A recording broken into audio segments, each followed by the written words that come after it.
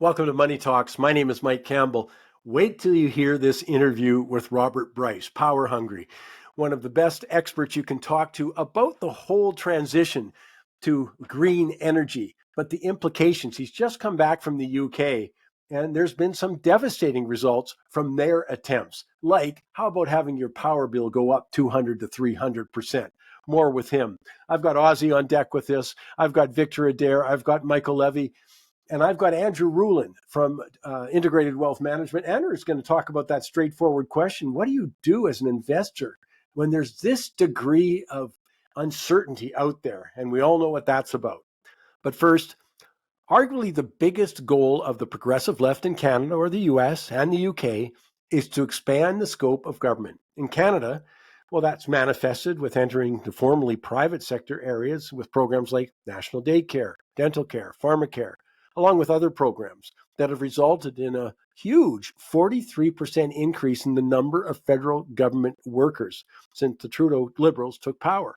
And that doesn't include the record number of consultants that have been hired. Quick question. What did you get for it as a taxpayer? Certainly not better or more efficient services. But then again, the goal was to expand the scope of government, not improve efficiency. So no surprise, as the numerous Auditor General's reports have found, it hasn't improved. We're not more efficient. Lots of examples. You got ArriveCAN, passport delays, massive cost overruns of the Trans Mountain Pipeline. I want to just be clear here. I'm not talking about the avalanche of scary examples of cronyism or conflict of interest. I'm talking about the government's ability to execute programs efficiently and effectively.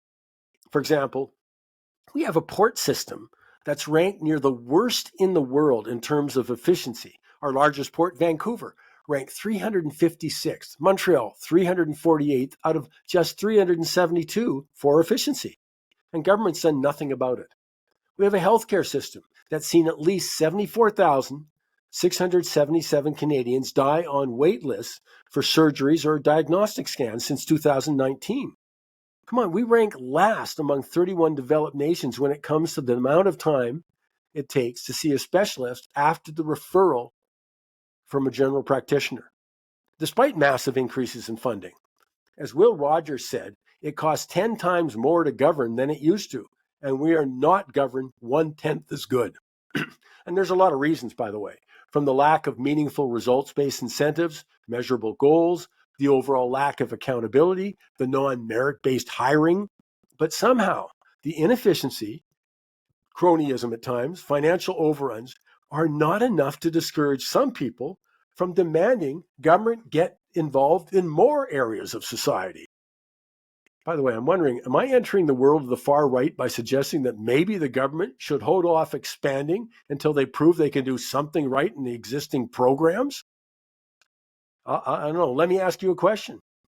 We just had the word about the high-speed rail. Would you bet $1,000 of your own money that it will be built on time and on budget? I mean, look at the track record.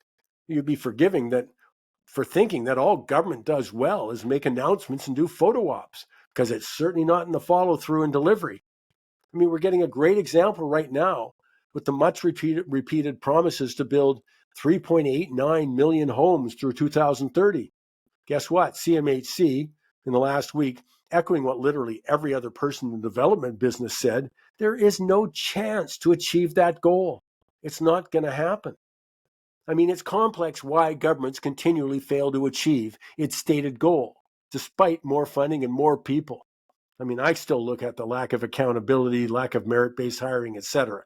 But the point says, should we be getting into more areas as so many Canadians demand before we can prove we can do what we're already committed to effectively and efficiency? As the old saying goes, if you do too much, you'll achieve too little.